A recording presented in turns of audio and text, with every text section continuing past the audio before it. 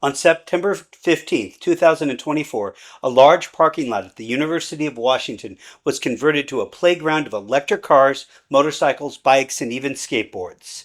It was Electrify Expo.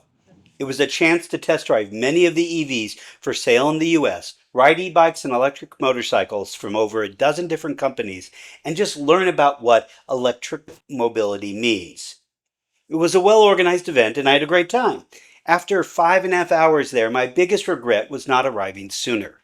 I had lots of conversations with other attendees, some of whom were just starting to learn what electric mobility means, and others that are fellow environmental wonks. 10 years ago, one of the complaints of the EV buying experience was that the salespeople knew less about the cars than the people who were interested in buying them. But yesterday, every salesperson I spoke with had a deep knowledge of their company's product lines and would be the best fit for any consumer. So here are my musings I had while I was there. 20 years ago, if you asked a random person to describe an electric car, they'd probably use words like golf cart or niche. People thought EVs were underpowered and couldn't meet their needs. And they were mostly right. For instance, there was the Ford Think, a neighborhood electric vehicle that was basically a street-legal golf cart that couldn't reach freeway speeds. So when Tesla came onto the scene, they very intentionally and wisely competed not with golf carts or Honda Civics, but Ferrari and Porsche. Their Roadster was fast and cool and expensive. You wouldn't take it on a road trip, but to the track, where the high torque at 0 RPMs that is inherent to electric motors allowed the Roadster to smoke the competition, blowing away even more expensive race cars. If you had 100,000 to blow on a fast toy, the Tesla was the thing to get. Then came the Model S, competing more with BMW, where you got something that could be your daily driver and still blow away less luxurious and more expensive cars at the track. The EV had arrived. They weren't cheap, but they were competitively priced and had amazing performance. Since the S model hit the market, no one thinks of golf carts anymore when the topic of EVs comes up. Still, Tesla kept pushing the performance barrier. They made the ridiculous claim that their most recent vehicle, the Cybertruck, can beat a Porsche 911 at a drag race while towing a Porsche 911. This was tested by Engineering Explained, and the result was that the Cybertruck was about half a second slower over the quarter mile. But who needs to tow a car while driving over 100 miles an hour? Absolutely no one. Yes, the Cybertruck can go stupid fast while towing faster than anyone could actually drive it. But it's not just Tesla. At the expo, BMW was there with an entire line of high-performance EVs. Ford was there with two models, the enormous F-150 Lightning and the high-performance Mustang Mach-e, which can do 0 to 60 in 3.3 seconds. Anything less than 7 seconds is considered fast, so this is wicked fast. All day long, there were two of them screeching along a track, showing off their amazing performance, doing things no driver should do on the road. It's not new selling cars based on an image of power and acceleration, talking about 0 to 60 times in horsepower. And in the days when people thought EVs were underpowered windmobiles that couldn't accelerate enough to pass a truck on a two-lane road, communicating the high torque nature of electric motors was so important. But now it's like Tom Cruise and Jerry Maguire. You had me at hello. Yes, we all know EVs can be fast, but no one needs 3.3 seconds for 0 to 60 time. Driving like that isn't safe. Most people don't want a car that can go through a set of tires in a day screeching around a track. They want a car that solves their problems, that meets their needs. If it's fun to drive, that's a plus. And we all have different needs, but many EVs are sold based not on the problems they can solve, but their absolutely antisocial accelerations. What keeps people from buying EVs today is not insufficient performance, but either range anxiety or cost. According to Kelley Blue Book, the average price of a new car in the US in December of 2023 was $47,000, while the average price of a new EV was $55,000. But if you're looking for a bargain, there's some reasonably priced EVs, like the Tesla Model 3 starting at $29K, Nissan Leaf also at 29K, the Mini Cooper at 31, and the Hyundai Kona at 33. Some of these have meager ranges and you might need a bigger battery than ships with the base model. But even then, these cars are very reasonably priced and you can walk out the door with something that meets most people's automotive needs at a price below the average cost of a new internal combustion engine car. You might notice that the big three legacy car makers are nowhere to be seen on this list. The Chevy Bolt was a good contender, but GM killed that car. Now the cheapest Chevy is the Equinox, which starts at $42,000. Ford's cheapest is the Mustang Mach-E, which starts at $40K. The Ford F-150 Lightning is impressive, but how many people can afford a truck that starts at $62K, especially when the internal combustion engine version starts at only $37K? And currently Stellantis, which is the parent company of Jeep, Ram, Dodge, and Fiat, has no EVs in the US market, though the Fiat 500e is on the way and starts at a respectable $32K. As far as EVs are concerned, the big three are not big. Now, all of this is just looking at purchase price. What people should understand is that what really matters is the total cost of ownership. Electricity costs less than gasoline, and EVs need much less maintenance. Pretty much other than tires and replacing the batteries after 8 to 10 years, there's almost nothing. So the EV manufacturers could be telling a story of great value and low total cost of ownership. But instead they're talking about 0 to 60 numbers, burning rubber, and cars that are out of reach to most Americans.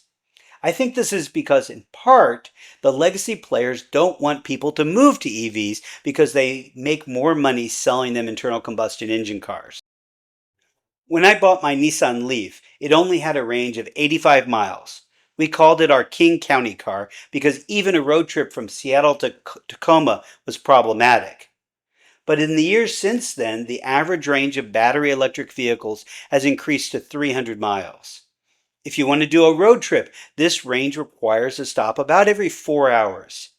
Speaking for myself, if I'm on a big drive, getting out of the car and plugging it in and spending half an hour not driving every 4 hours isn't a problem.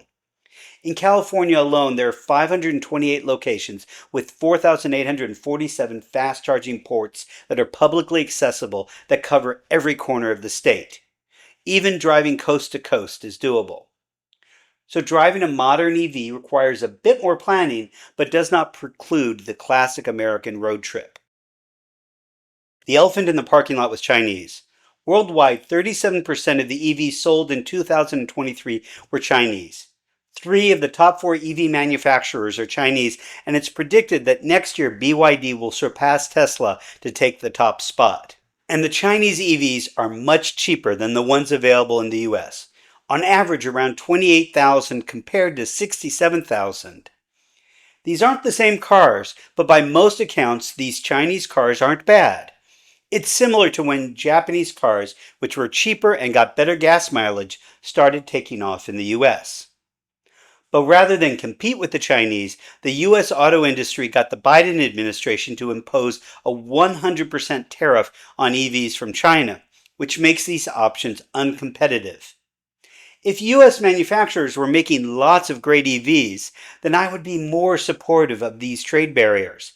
But we're protecting the US internal combustion engine industry, not US EVs, since all the legacy players in the US have meager offerings for EVs. I talked a lot about EVs and China and the legacy players in this video. One person I spoke with was very focused on vehicles that solve problems. Hi, I'm Joseph with the Big Fan at the Electrify Expo in Seattle. So, I think your car may just get the little car in it. Good. I really like it. What's the biggest niche you're serving? My biggest niche is people that are driving golf carts that doesn't belong on a golf course. Like golf carts belong on a golf course, in my opinion. So Yeah. we're trying to service any of that. And then a lot of big fleets and campuses and farms, they literally have hundreds of golf carts they're using right now that they could be using something like this. So they could be replacing their old gasoline trucks with something like this. Dual motor 4x4. You can climb a 40% grade hill.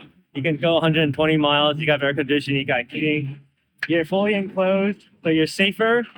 And it is a much better option to have rather than just golf carts. Yeah.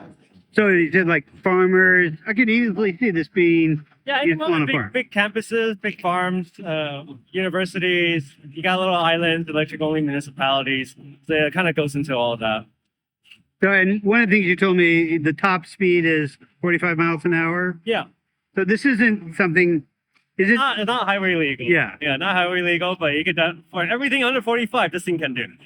The Pikmin trucks start at $17,000 and can be configured in lots of different ways to meet their customers' needs. And unlike golf carts, these utility vehicles are street legal and include standard safety features like seatbelts. There were lots of e-motorcycles at the expo, and their biggest draw is also their biggest problem. I'll let my friends at the first aid booth explain. And Johnny, what would you say is the most typical thing that we've dealing with? We've been dealing with a lot of abrasions, which are scrapes on the shoulders, the hands, the knees, all from the bikes over there, all the e-bikes.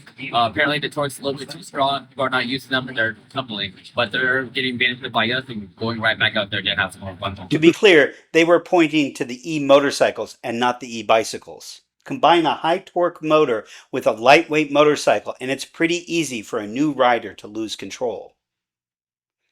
While motorcycles, electric or otherwise, aren't my scene, e-bikes are, and they were well represented by great people like Brandon. Hi, I'm Brandon. I'm from Bulls Bikes North America. We're here at the Bosch booth at Electrify Expo 24 in Seattle. We're here with Decarbonize, and what our goal here is to get a clear message across to you that e-bikes are not just the future of electric mobility, they're already here. They're making a profound effect on your carbon footprint, and we're here to let you try them. Mid-drive pedal assist is the way. UL certification is a must, and we need to set a good example. The expo had set up a great test track for the bikes, which included both solid pavement and a gravel trail. One of the e-bikes I rode was amazingly light, but kind of squirrely on the gravel. The other two were like my beloved Rally that got stolen a few months ago. Bosch mid-drives, which gives you the most oomph going up a hill, and a comfortable body posture with great visibility. You might have heard about battery fires and e-bikes, and the UL certification is your best defense against that. The other is making sure the bike you're buying has a motor and battery from a trusted manufacturer like Bosch, and they will have UL certification. If you want to learn more about why I think e-bikes are so great, you can check out my video on that topic. Electric mobility is the future. Many jurisdictions are considering bans on the sale of new internal combustion engine cars, some as soon as 2030 and many by 2035. In China, the world's largest car market, 38% of new car sales were electric in 2023. In Norway, it was 91%. The number of EVs sold is growing. So the manufacturers who treat EVs like hatchbacks or minivans as an afterthought or a market segment rather than the future of mobility are going to be left on the side of the road by companies who focus on EVs. Tariffs will deter competition and the EV transition in the US will slow, but it won't delay the transition anywhere else. And it's only a matter of time before internal combustion engines are viewed like the hand crank starter, a part of history, not something someone will buy. If you'd like to support my work, you can buy me a beverage. If you've learned something, please like and subscribe and ring the bell for notifications. And if you have some thoughts on what electric mobility means to you, please share them in the comments. You can see my other videos on electric mobility here, and share the video with everyone you know who won't miss pumping gas.